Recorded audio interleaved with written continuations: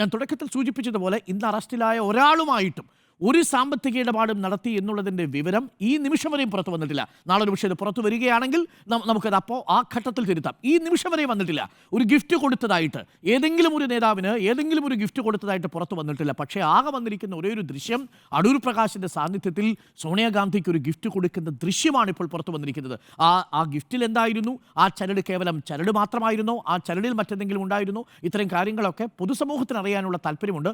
അതുകൊണ്ട് ഏതെങ്കിലും തരത്തിൽ ഇവർക്ക് സ്വർണ്ണക്കൊള്ളയുമായി ബന്ധമുണ്ട് എന്നല്ല, പക്ഷേ സ്വർണ്ണക്കൊള്ളയുടെ ഗുണഭോക്താവായ, സ്വർണ്ണക്കൊള്ളയിൽ പ്രതിസ്ഥാനത്ത് നിൽക്കുന്ന ഉണ്ണികൃഷ്ണൻ പോറ്റിക്ക് അത്തരത്തിലൊരു സോണിയാഗാന്ധിയെ കാണാനുള്ള സാഹചര്യം ഒരുക്കിയത് ഇത്തരം തട്ടിപ്പുകാരന്മാർക്ക് എല്ലാ രാഷ്ട്രീയ നേതാക്കളുമായിട്ടും ബന്ധമുണ്ട് എന്നതിന് തെളിവ് മാത്രമാണ്. അങ്ങനെ വരുമ്പോൾ ആ രാഷ്ട്രീയ ആരോപണം ഈ സഖാക്കളാണ് കയറ്റിയത് എന്ന രാഷ്ട്രീയ ആരോപണം നിലനിൽക്കാതെ വരുന്ന സാഹചര്യം ഉണ്ടാവും.